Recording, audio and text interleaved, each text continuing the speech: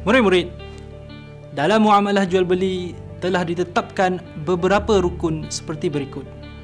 Pertama, penjual. Kedua, pembeli. Ketiga, barang. Keempat, harga. Dan kelima, ijab dan kabul.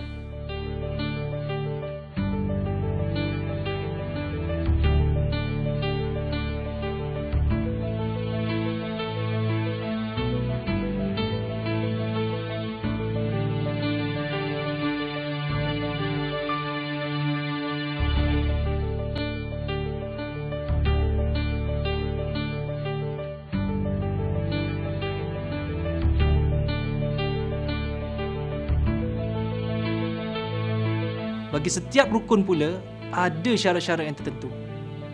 Bagi penjual dan pembeli, mereka hendaklah: pertama, beragama Islam. Syarat ini ditentukan kepada pembeli sahaja sekiranya barang yang dibeli itu mengandungi ayat-ayat Allah. Kedua, baligh dan berakal supaya tidak mudah ditipu orang. Tidak sah akad kanak-kanak, orang gila atau orang bodoh. Akad mereka hendaklah dikendalikan oleh pemegang amanah. Ketiga, hendaklah berjual beli dengan kemahuan sendiri dan bukan dipaksa.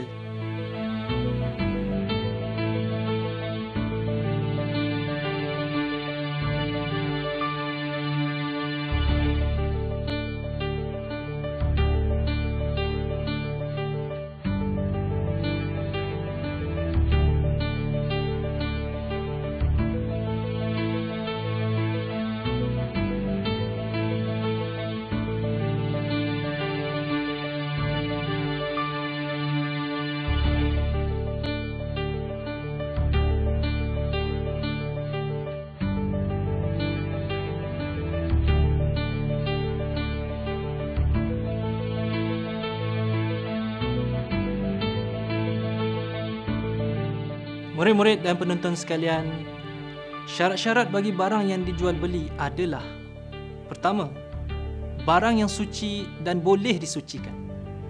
Tidak sah jual beli barang yang najis seperti babi, anjing, bangkai, arak dan sebagainya kerana tidak boleh dijadikan harta.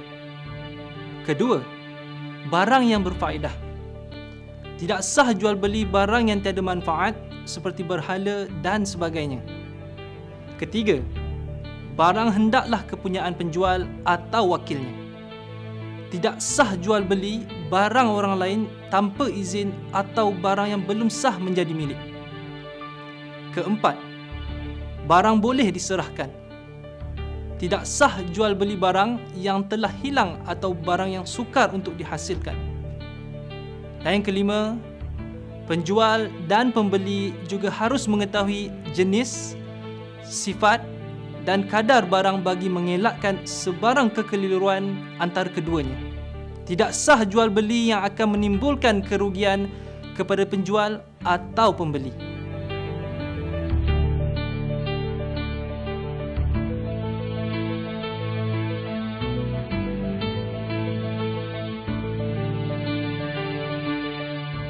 Murid-murid dan penonton sekalian, syarat bagi harga: pertama, mestilah bersih.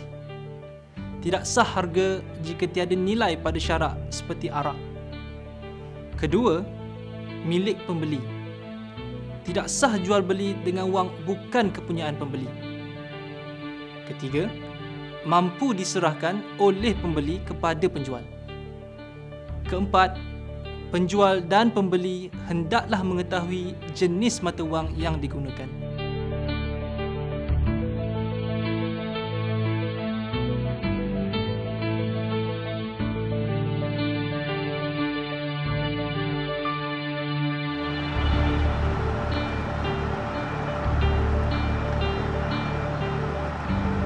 Tok Ki, kenapa Tok Ki marah tadi?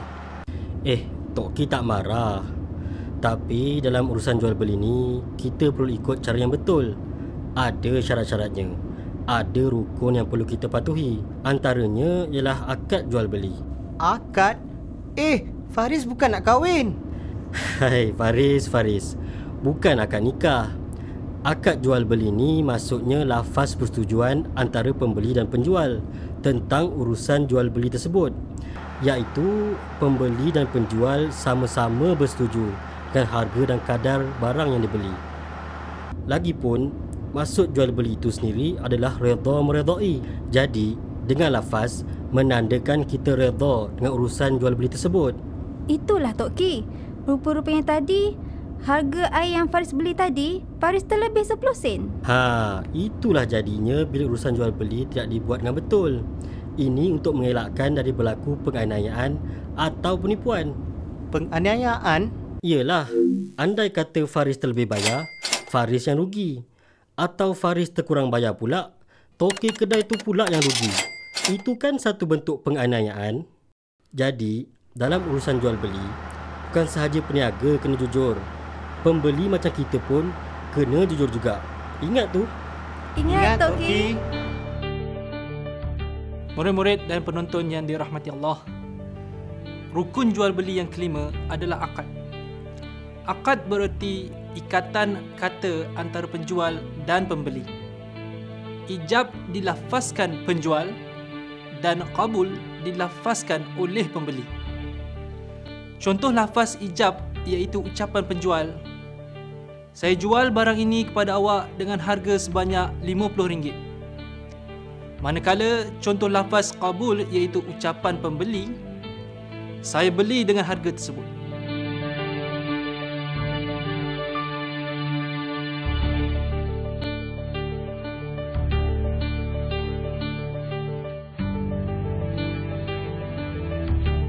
Murid-murid dan penonton sekalian, syarat-syarat akad iaitu ijab dan kabul adalah: pertama, tidak diselangi dengan diam yang lama, seperti pembeli diam setelah penjual menyatakan ijab atau sebaliknya. Kedua, tidak diselangi dengan perkataan lain. Ketiga, kedua-dua lafaz ijab dan kabul hendaklah mempunyai maksud yang sama. Keempat, tidak dihadkan masanya. Kelima, tidak boleh ditaklidkan. Sebagai contoh, penjual melafazkan, "Saya akan jual kereta ini kepada awak sekiranya bapa saya meninggal dunia."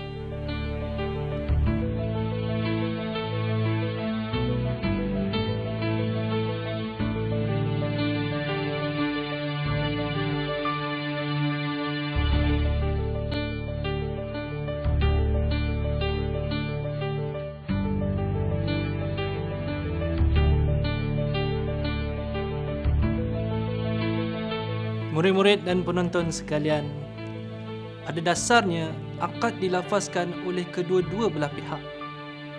Bagaimanapun, akad boleh dilaksanakan melalui surat menyurat sekiranya berlaku perkara-perkara berikut. Pertama, penjual atau pembeli adalah bisu. Kedua, barangan yang dibeli tiada semasa urusan jual beli. Contohnya, urusan jual beli melalui internet. Ketiga, penjual tiada semasa urusan jual beli. Contohnya, penjual berada di luar negara.